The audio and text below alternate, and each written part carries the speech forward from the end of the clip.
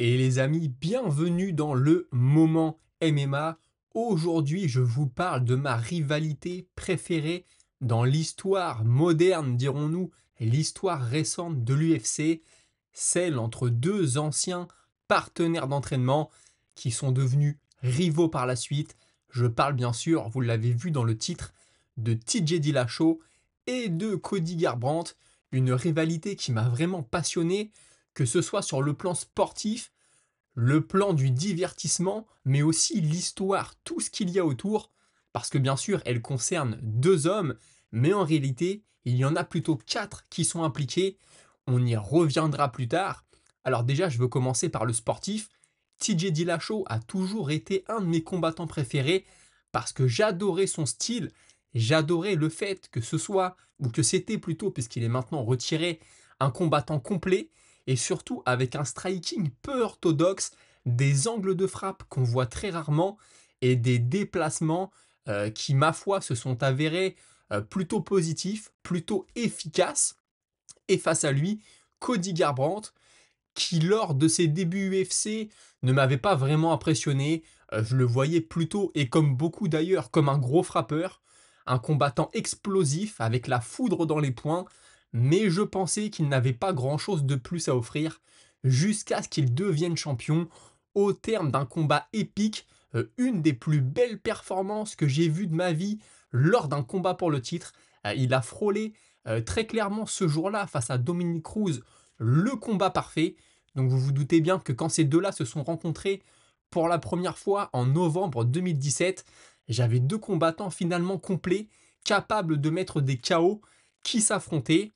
Et vient s'ajouter à ça tout le trash talk qu'il y a eu autour du combat. Pourquoi? Parce que je vous l'ai dit en introduction, les deux étaient partenaires d'entraînement. Ils s'entraînaient à la team Alpha Male à Sacramento, en Californie. TJ Dillashaw, lui, a choisi de quitter cette équipe quelques années avant ce combat-là, et Cody Garbrandt ne lui a jamais pardonné. Il a souvent dit que c'était un traître, etc. Ce qui reste en travers de la gorge de Cody Garbrandt aussi, il en avait parlé à l'époque, c'est que Uriah Faber, le fondateur de la team Alpha Male, qui lui aussi était un combattant d'ailleurs, à l'heure actuelle, il est censé revenir, on ne sait pas quand, il avait signé un contrat, son combat ne s'est pas fait, ça ne sera pas à l'UFC visiblement. En tout cas, Uriah Faber avait été coach de l'Ultimate Fighter face à Conor McGregor, et un jour Conor McGregor s'en était pris à TJ Dillashaw, qui faisait partie de l'équipe Faber, c'était un des coachs, avec notamment Cody Garbrandt, qui était là aussi. Et Cody Garbrandt avait défendu TJ Dillashaw face à Conor McGregor. Et ce que nous dit Garbrandt, c'est que je l'ai défendu ce jour-là, devant les caméras, face à Conor McGregor. Et à peine on avait fini le tournage de l'émission, j'ai appris qu'il avait acheté une maison dans le Colorado et qu'il quittait notre équipe. Il m'a mis un coup de couteau dans le dos, c'est ça. Et puis il y avait aussi une autre histoire. Alors là, cette fois-ci, ce n'est qu'une rumeur, on ne sait pas si c'est vrai. Uriah Faber et Cody Garbrandt en ont beaucoup parlé lorsque Dillashaw a quitté l'équipe. C'est que Dillashaw serait connu pour être un très mauvais partenaire d'entraînement. Il ne retient pas vraiment ses coups, un peu un dirty fighter. Et l'histoire raconte qu'il aurait mis fin à la carrière d'un de ses sparring partners. Pourquoi? Parce qu'il lui aurait mis des coups de genoux très mal placés et en plus de façon volontaire, qui aurait eu pour conséquence une très grosse blessure et qui aurait handicapé ce combattant, en tout cas handicapé d'un point de vue sportif, et il a dû mettre un terme prématurément à sa carrière. On n'a jamais vu la vidéo officielle, on a vu une vidéo sortir d'un sparring très appuyé avec Dillashaw qui envoie des coups alors que le gong a sonné. Il ne semblerait pas que ce soit à ce moment-là que faisaient référence Garbrandt et Faber. Aujourd'hui, on ne trouve plus la vidéo, elle a été supprimée. Donc voilà, il y avait vraiment tout ça autour de ce combat. Les deux anciens partenaires d'entraînement, très bons sportivement, qui étaient à l'époque, d'après moi, les deux meilleurs de la catégorie. Je ne l'ai pas précisé, on était chez les poids coqs à l'époque. Donc tout ça me donnait vraiment envie de voir ce combat. Et petit pic supplémentaire, Cody Garbrandt a affirmé à plusieurs reprises que Dillashaw, au niveau de ses prises de sang, au niveau de ses analyses d'urine, n'était pas très clean. Sous-entendu, il était dopé. On en reparlera plus tard. Mais là, pour le coup, je pense qu'il n'a peut-être pas menti. Et le premier combat entre les deux est donc programmé pour le mois de novembre 2017 au MSG. à New York en co-main event du combat entre Michael Bisping et Georges Saint-Pierre.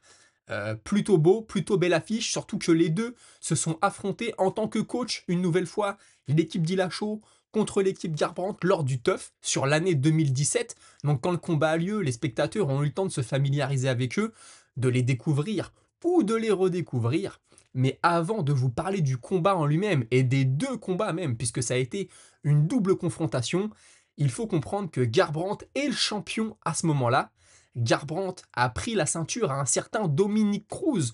Dominick Cruz, légende des poids coqs de l'UFC. Dominick Cruz qui était devenu champion des poids coqs du WEC, le WEC. En fait, le WEC à l'époque, ça représentait les catégories légères de l'UFC avant que l'UFC ne rachète le WEC.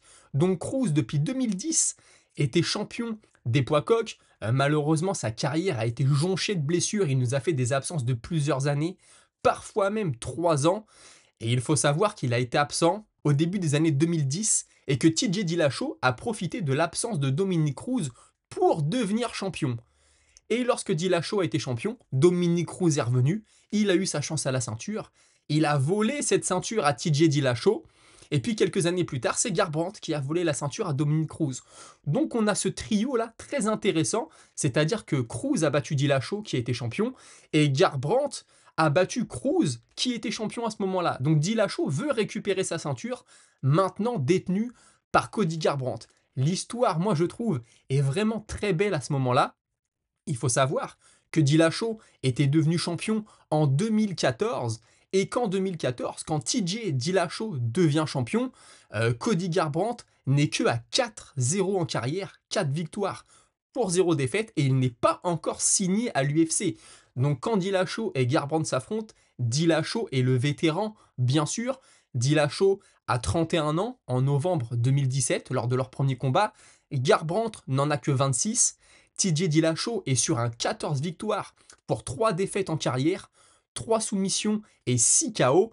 Et à l'UFC, il est sur un 10 victoires pour 3 défaites, alors que Cody Garbrandt, lui, est à 11-0. Il est champion invaincu, 9 KO sur ses 11 victoires. Et à l'UFC, il est sur un 6-0. Vous l'aurez compris, hein, Cody Garbrandt, après seulement 5 combats à l'UFC, est devenu, et a eu sa chance en tout cas, à la ceinture, plutôt impressionnant. Donc ça nous faisait dire aussi, avant qu'il devienne champion, comment tu peux avoir ta chance à la ceinture après seulement 5 combats. Garbrandt, il faut savoir qu'il avait une belle gueule, il parlait beaucoup, il était spectaculaire dans la cage, l'UFC adore ça, donc il a été un peu poussé par l'UFC bien sûr, mais quand on voit la performance qu'il avait sortie face à Dominick Cruz, ça avait fait taire tout le monde, et moi à l'époque, je le voyais capable de régner pendant de longues années, surtout qu'il n'avait que 26 ans, mais je me disais dans un coin de la tête, Dillashaw est peut-être celui qui peut le faire dérailler. Donc en novembre 2017, je suis bien sûr devant ma télé lorsque le combat commence, et je vous le rappelle, TJ Dillashaw, le challenger et ancien champion, 14 victoires pour 3 défaites, 31 ans, face à Garbrandt, le champion invaincu, 11 victoires, 0 défaites, 9 KO sur ses 11 victoires, et qui n'a que 26 ans. C'est très important de le souligner. Les deux ont un adversaire en commun, un certain Dominick Cruz, légende de la catégorie. Pour ceux qui ne connaissent pas Dominick Cruz, allez voir ses combats. Surtout que Dillashaw est un peu vu comme un Dominick Cruz 2.0. C'est vrai qu'on a l'impression que Dillashaw s'est beaucoup inspiré des déplacements et des angles de frappe de Dominick Cruz. Lorsque le combat commence, en novembre 2017, au MSG de New York, TJ Dillashaw est très mobile, il tourne beaucoup. On sent qu'il a du mal à trouver sa distance, alors que face à lui, Garbrandt est plutôt immobile et on sent qu'il cherche le contre. Ce n'est pas lui qui engage, c'est Dillashaw, et lui essaye toujours d'envoyer un crochet, d'envoyer un direct. On sent qu'il est extrêmement menaçant. Et à la fin du tout premier round, alors qu'il reste peut-être 5 ou 6 secondes, Garbrandt touche Dillashaw sur un enchaînement de points. Dillashaw s'écroule, et là on sent qu'il est perdu, il se retrouve à 4 pattes, il bouge la tête à droite, il bouge la tête à gauche, il anticipe des potentielles frappes de Cody Garbrandt. Heureusement pour lui, le gong sonne, c'est la fin du round, il se relève, il titube. Il tient pas très bien debout, petit moment mythique, Cody Garbrandt le pointe du doigt et lui fait un doigt d'honneur. C'est signé Cody Garbrandt, bien sûr. Donc le round se termine, les deux retournent dans leur coin. TJ Dillashaw prend les conseils, son coin est vraiment très posé. On lui dit, hein, voilà, tu peux envoyer des jambes sans forcément chercher à les masquer avec tes poings. Ce qui est très dangereux hein, face à Garbrandt, qui a un coup d'œil de dingue, une explosivité de dingue et une puissance hors du commun. Envoyer un kick isolé peut être dangereux, mais son coach de striking, depuis toujours pour le coup, hein, il a suivi son coach en réalité quand il a quitté la team Alpha Male, il l'a suivi dans le Colorado. Son coach lui dit, c'est bien de masquer les jambes avec les poings, mais parfois, hésite pas à envoyer une jambe comme ça. Et ça va payer, puisque dans le deuxième round, sur un high kick jambe gauche, il envoie Cody Garbrandt au tapis. Garbrandt se relève tout de suite, mais on sent qu'il n'est pas très serein, il commence à reculer, et surtout à partir de ce moment-là, tu sens que Garbrandt est un peu dans l'urgence. Quand il envoie des coups, il veut faire mal, il veut faire très mal, et malheureusement pour lui, il va prendre un deuxième coup qui va l'envoyer au tapis, un enchaînement de points cette fois, et l'arbitre va s'interposer parce qu'il est en train de prendre un gros grand pound. C'est la fin du combat. Cody Garbrandt a l'air un peu de se plaindre à l'arbitre, de l'air de dire voilà, tu m'as arrêté le combat un peu trop tôt. Très sincèrement, quand on regarde le combat, on sent qu'il est un peu perdu. Il met un peu de temps à réagir d'ailleurs quand l'arbitre lui intervient entre les deux combattants. Je pense clairement que c'est un stoppage qui est plutôt légitime et donc TJ Dillashaw a récupéré sa ceinture. On a une photo mythique hein, de Dillashaw qui hurle au visage de Cody Garbrandt. On sent toute la frustration qui ressort. Et l'UFC, puisqu'elle aime plutôt Cody Garbrandt, va lui offrir le rematch immédiat pour le mois d'août 2018. Cette fois-ci donc, Dillashaw est champion et Cody Garbrandt qui a essuyé sa première défaite en carrière, défaite par KO au deuxième round et le challenger et va tenter de récupérer sa ceinture. Et vous allez le voir, on a un scénario quasiment identique, sauf que tout va se décider cette fois-ci au premier round. Je vous explique. Cody Garbrandt est un peu plus agressif que dans le premier combat. Et à un moment, il y a un échange. Les deux envoient plus ou moins en même temps. On a Dillashaw qui est déséquilibré. Je dirais pas qu'il est touché. Il se retrouve par terre. Il se relève tout de suite. On a l'impression qu'il a glissé, voilà, qu'il a pris un coup au corps, qu'il a été déséquilibré. Sauf que Cody Garbrandt se jette un peu. Peut-être qu'il a senti quelque chose. Peut-être qu'il se dit que c'est son moment. Et il fait un peu le bourrin, comme on dit. Il envoie un enchaînement de points un peu long, un peu trop appuyé. Dillashaw le contre une première fois avec un crochet. Sacré coup, on sent que Cody Garbrandt est touché, mais il meurt sur le protège-dents et il continue son enchaînement.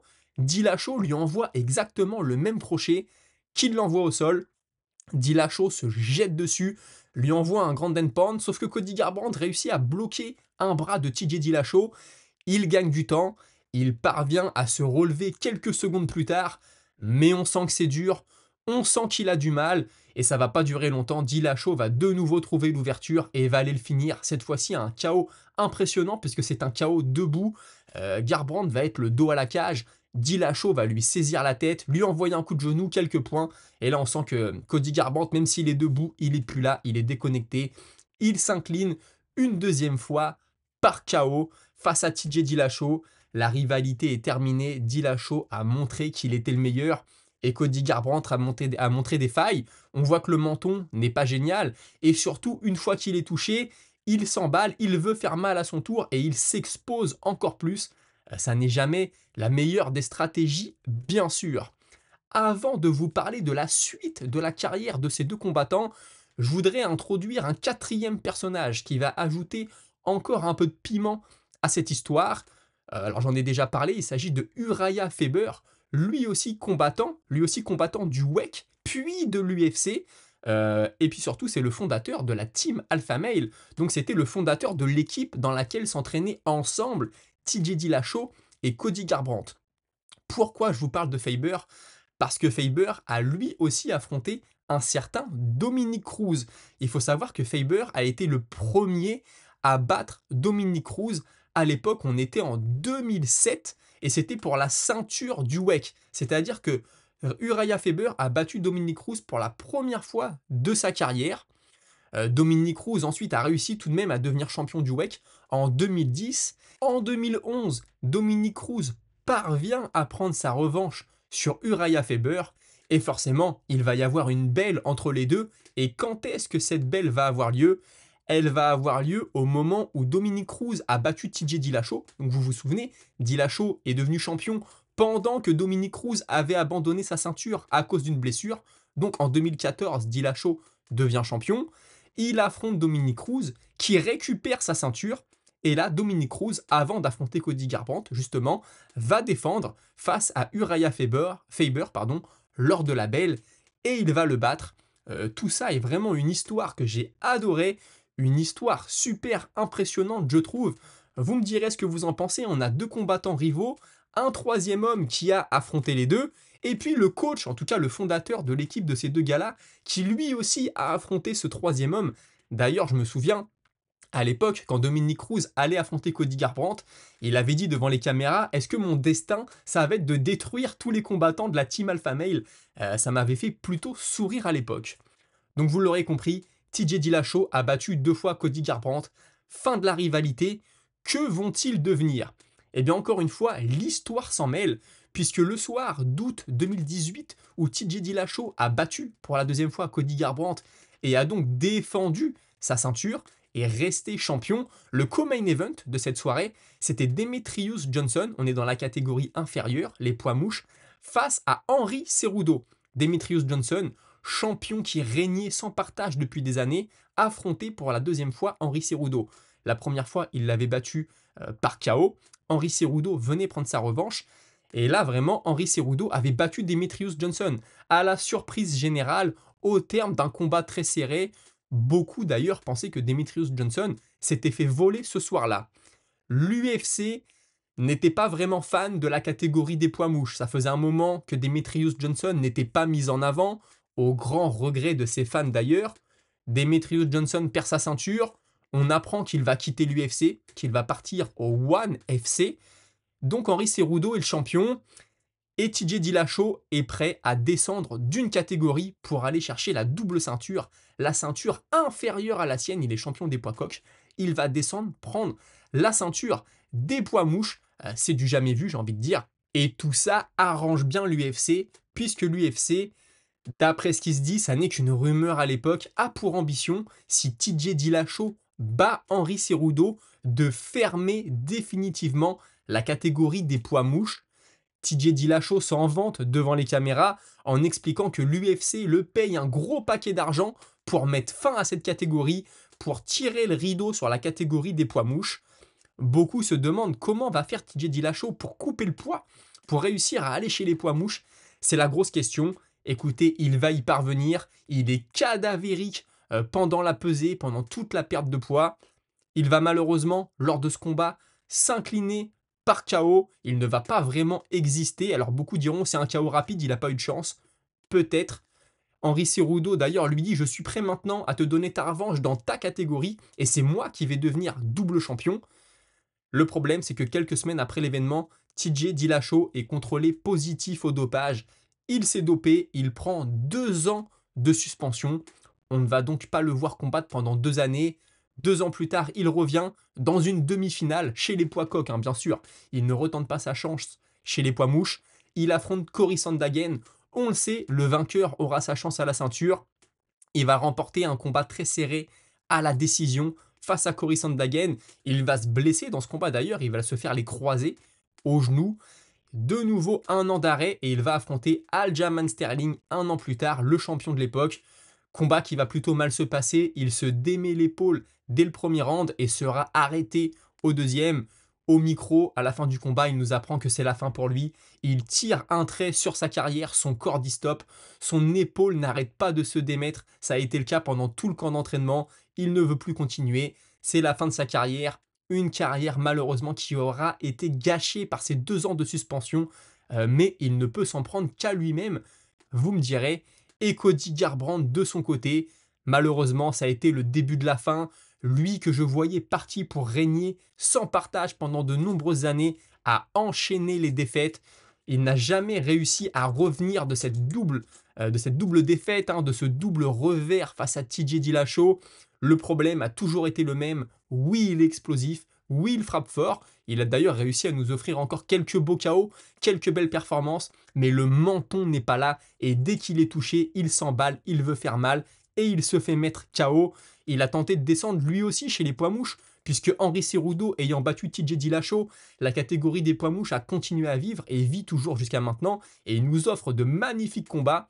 Henry Cerudo le dit souvent, les poids mouches peuvent me remercier, je les ai sauvés, Et je pense sur ce coup-là qu'il a raison. Il a aussi sauvé le public parce qu'on a vraiment des combats de malades chez les poids mouches aujourd'hui.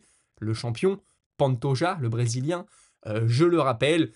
Donc Cody Garbrandt a tenté de descendre, il a affronté Kai Kara France, il a pris un KO, il est remonté chez les poids coqs, mais il enchaîne victoire et défaite. On a l'impression malheureusement pour lui que les choses ne tourneront jamais à son avantage. Il a aussi décidé de quitter la team Alpha Male. Il s'entraîne désormais à l'Extrême Couture, la team de où s'entraîne Ngannou.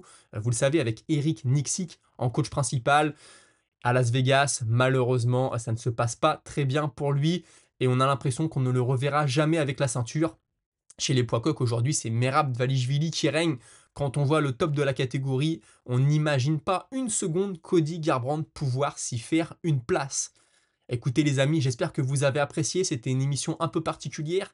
Certains connaissaient certainement l'histoire, ça vous a permis de vous replonger dedans.